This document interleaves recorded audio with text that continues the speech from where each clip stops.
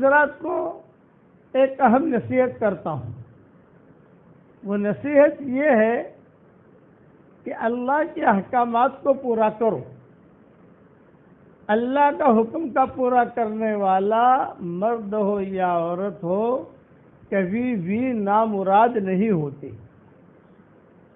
کبھی بھی ناکام نہیں ہوتے.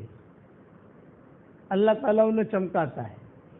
نماز پڑھنے والی ہو، نماز پڑھنے والا ہو، کبھی نامراد نہیں ہوگا. قرآن شریف کی تلاوت کرنے والا ہو، قرآن شریف کی تلاوت کرنے والی ہو، کبھی نامراد نہیں ہوگی. اس لیے آپ کے تھرات کو ایسا بناؤ کہ لوگ یہاں پر جیرا خریدنے نہیں آنے کہ بھئی تھرات بھی جیرو بہت ساروں سے کہ یہ انا ڈاڑا بہت سارا سے انار نہیں.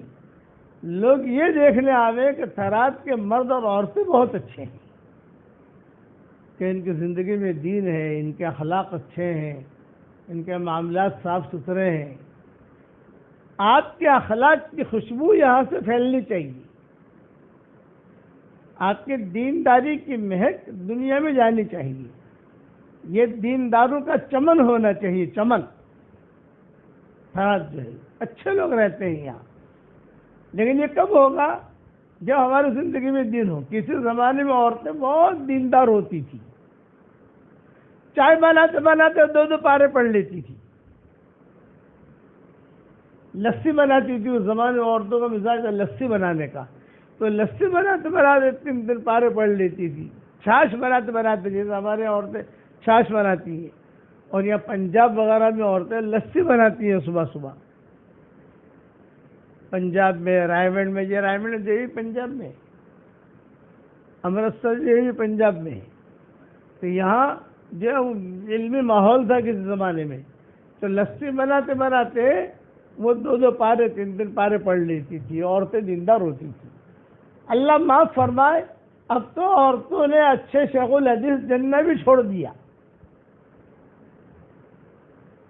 اچھے دیندار بچے. وجہ کیا؟ غفلت. ہمارے ماؤں بہنوں میں غفلت آ گئی، بھائیوں میں غفلت آ گئی. صبح دیر سے اٹھنا، رات کو دیر سے سونا، فجر کی نماز قضا کرنا. حدیث شریف میں آتا ہے جو فجر کی نماز نہیں پڑھتا یا فجر کی نماز نہیں پڑھتی، شیطان اس کے کان میں پیشاب کر جاتا ہے. اب بتاؤ، شیطان اگر کان میں پیشاب کرے گا تو کہاں سے پاک کروں گی اب؟ بچہ اگر ہمارے کپڑوں پر پیشاب کر جائے تو 3 مرتبہ دو پاک ہو جائے گا. لیکن شیطان کا پیشاب تو اتنا ناپاک خطرناک ہوتا ہے کہ وہ دھونے سے بھی پاک نہیں ہوتا. وہ تو استغفار کے پانی سے دھونا پڑے گا اور بہت رونا پڑے گا. ندامت کے آنسو سے پاک ہوگا. وہ ندامت کے جو آنسو ہوتے ہیں اس سے وہ پاک ہوگا.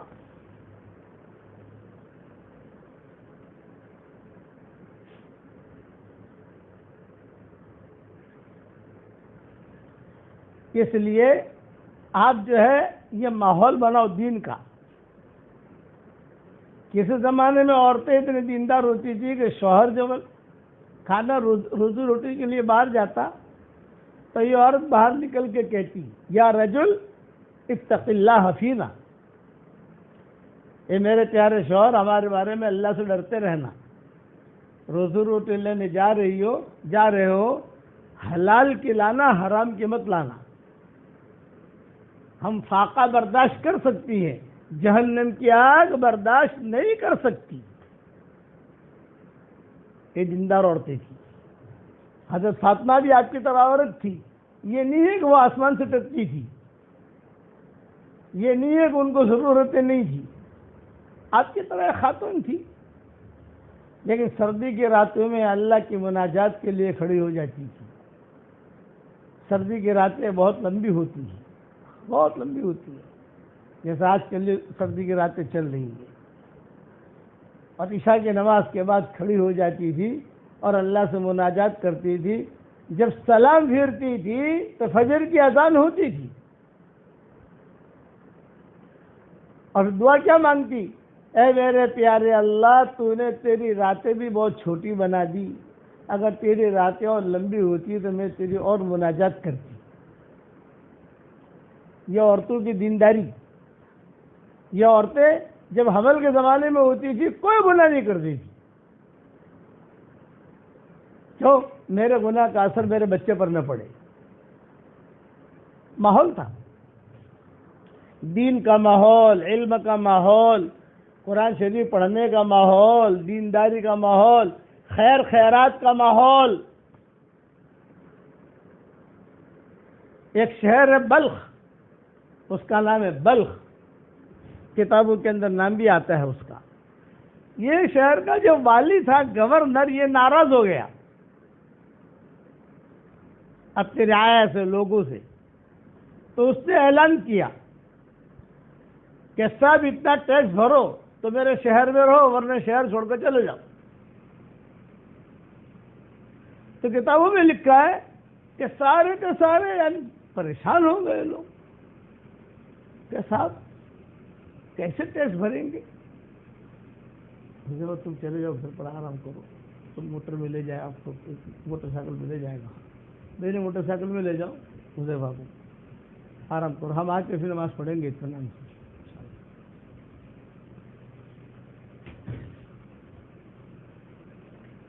تو کتابوں میں لکھا ہے کہ اس نے یہ اعلان کیا، آٹلا پیسہ આપો તમારા શહેરમાં રહેવાનું અને પૈસા નહીં મળે તો તમારે અહીંયાથી નીકળી જાઓ.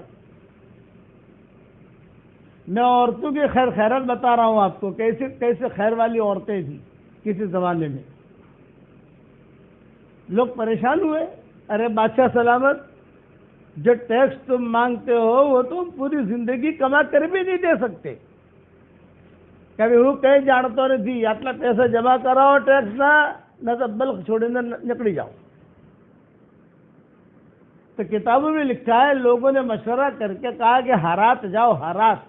ہرات شہر کا نام ہے افغانستان میں، اب بھی وہ شہر ہے، اسی نام سے ہے ہرات. تم وہاں جاؤ اور وہاں جا کر ایک عورت رہتی ہے، اس کے پاس جا کر بات کرو کہ بھی ایسا ایسا معاملہ ہے، تم ہماری مدد کرو. مالدار تھی وہ عورت. چنانچہ کتابوں میں لکھا ہے کہ سارے کے سارے علماء ہرات گئے اور ہرات جا کر اس عورت کا ایڈریس عطا پتہ معلوم کیا. چونکہ معروف عورت تھی، مالدار عورت تھی، شریف عورت تھی، سب پہچانتے تھے. ہاں بھی آ بنگلو چھے، بائنو آ بنگلو چھے.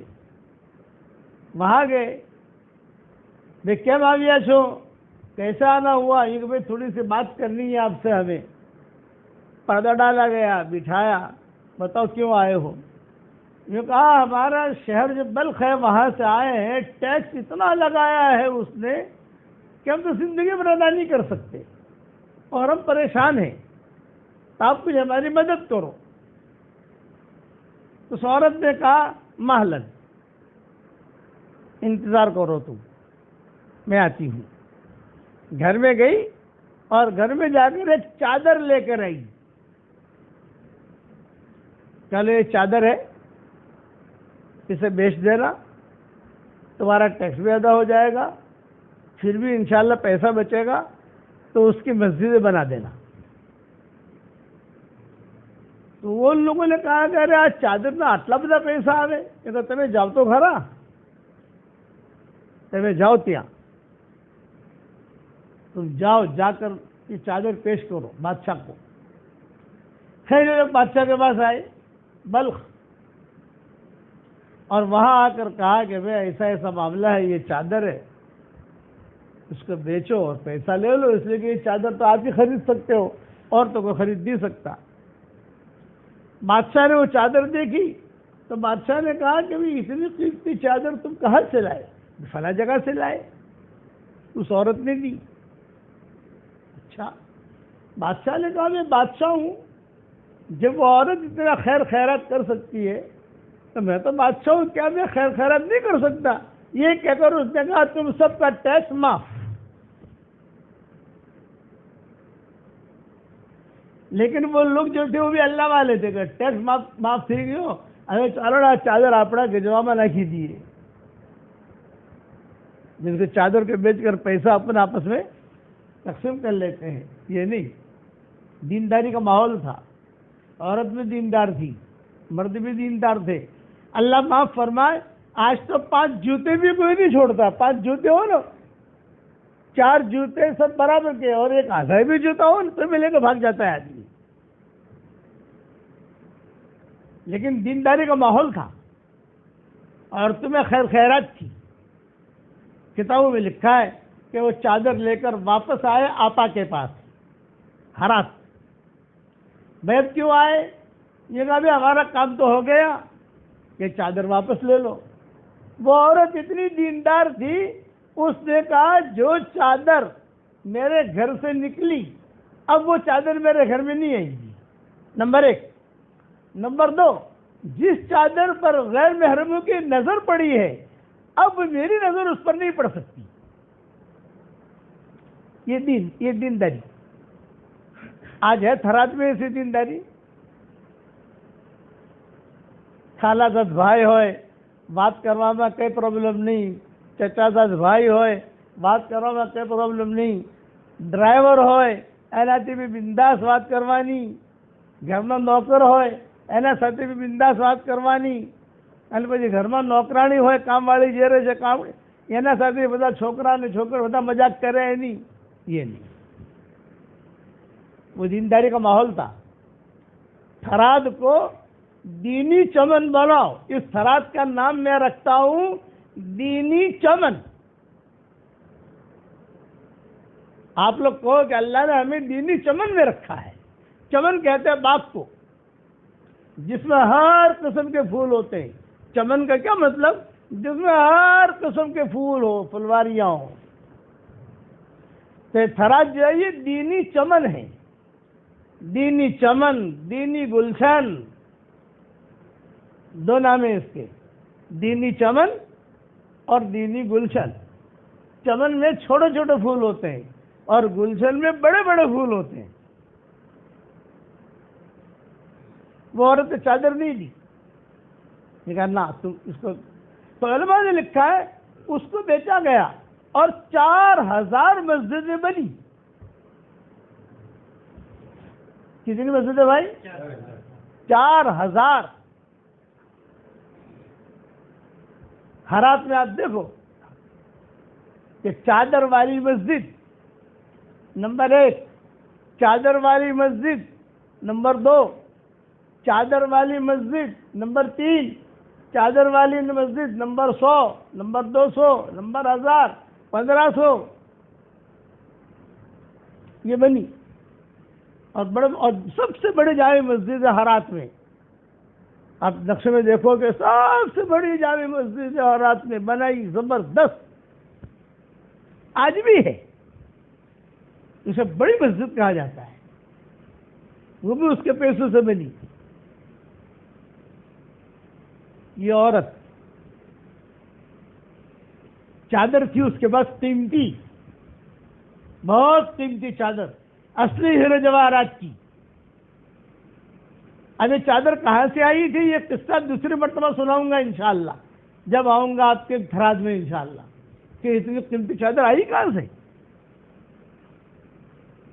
کسی جنات سے شادی ہو گئی تھی اس لڑکی کی، جنات میں بادشاہ ہوتے ہیں نا، تو جنات کے بادشاہ سے شادی ہو گئی تھی۔ وہاں تو چلتے چلتی، اب جنات سے شادی ہوتی ہے نہیں ہوتی ہے سارے مسئلے بعد میں، لیکن یہ کہ وہ اس قسم کا مسئلہ تھا، وہ چلتے چلتے چلتے وہ چادر یہاں تک پہنچی تھی، اس کے بعد مسجد بنائی گئی۔ بڑے بڑے بادشاہ، یہ ریاض، جو تفسیر لکھے تفسیر رازی، امام تفسیر رازی آپ نے دیکھا ہوگا، تفسیر رازی میں یہ لکھا ہے، رازی میں یہ لکھا ہے، رازی میں یہ لکھا ہے۔ یہ روس میں رہتے تھے۔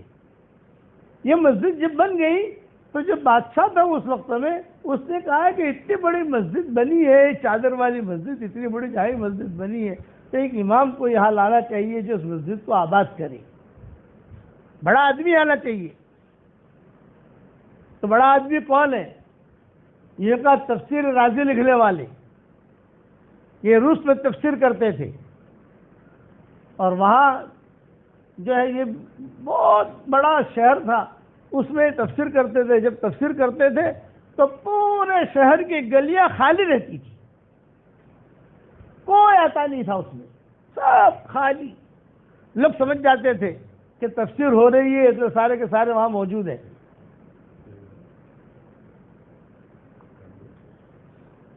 یہ بادشاہ وہاں پہنچا اپنی فوج کو لے کر، شہر میں داخل ہوا تو سب خالی، گلیاں خالی. کیوں؟ پتہ چلا کہ تفسیر چل رہی ہے. جب تفسیر ختم ہو جاتی تو سب نکلتے، اور نکل کر جو ہے اپنے اپنے بازاروں میں جاتے، خریدتے، بیچتے، یہ سارے کام کرتے. بادشاہ جا کر بیٹھا. لوگوں نے امام صاحب سے کہا کہ بادشاہ آیا ہے، غوری، اس کا نام تھا غوری بادشاہ کا. تو امام صاحب نے پوچھا بھی کیوں آئے ہو؟ یہ کہا حضرت آپ کو دعوت دینے آیا ہوں، آپ ہمارے یہاں ہرات میں آئیے، بہت بڑی مسجد بنائیے، وہ مسجد کا افتتاح بھی کیجیے اور وہاں رہیے بھی، وہاں دین کا کام بھی کیجیے. تو امام صاحب نے منع کر دیا، بھی میں یہی ٹھیک ہوں، فقیر ہوں کے شہر میں ٹھیک ہوں. تو جو خادم ہوتے ہیں نا، خادم یہ بہت ہوشیار ہوتے ہیں.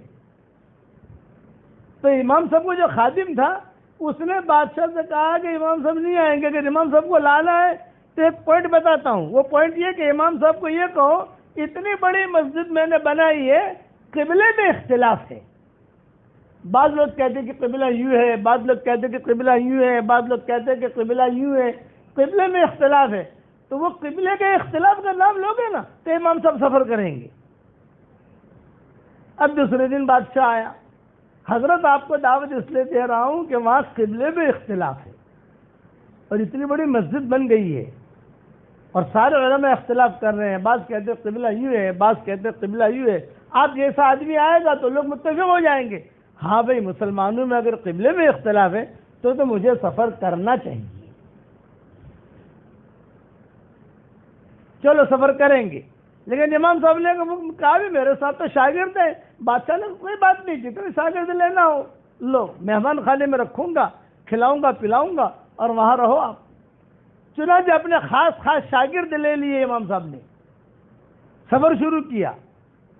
درس بھی دیتے تھے، سفر بھی ہوتا تھا، درس بھی دیتے تھے، سفر بھی ہوتا تھا.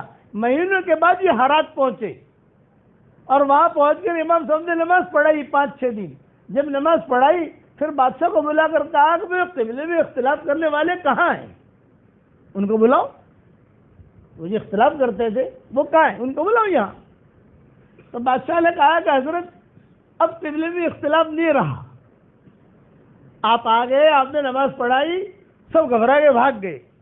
کہ امام صاحب نے کہا چلو قبلے میں اختلاف نہیں رہا تو کام ہو گیا، اب میں واپس جاتا ہوں. بھئی میرا آنے کا جو مقصد تھا وہ ہو گیا، میں واپس جاتا ہوں.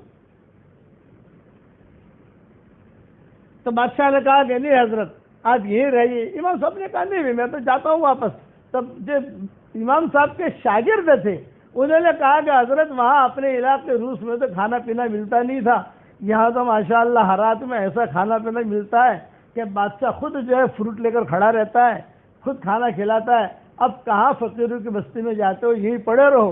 امام صاحب نے جو ہے وہی قیام کر لیا اور وہی کام کرتے رہے اور وہی ان کا انتقال ہوا، وہی ان کی قبر ہے.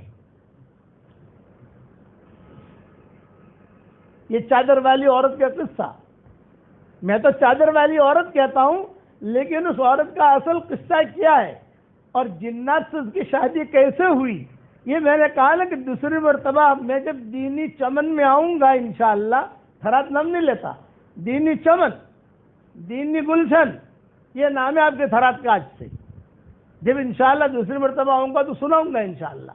تو یہ دینی چمن ایسا بننا چاہیے. ہماری تھرات کی جو عورتیں ہیں، دینی چمن کی جو عورتیں ہیں، مرد ہیں، وہ اس عورت سے بھی آگے بڑھنی چاہیے. لیکن کب ہوگا؟ جب اپنی آنکھوں میں اللہ کی محبت کا سرما لگاؤ، اپنے دلوں میں اللہ کی معرفت کا نور کوٹ کوٹ کے بھرو، قرآن شریف کی تلاوت کرو، نمازوں کا اہتمام کرو اور میں گزشتہ لاسٹ ٹائم آیا تھا تو اچھا میرا یہاں آنے کا پروگرام نہیں تھا، لیکن اچانک اللہ نے بنایا آپ کی دعاؤں کی برکت سے، کچھ اللہ نے الہام ایسا کیا کہ بھی یہاں جاؤ، اور اللہ مجھے یہاں لے آیا۔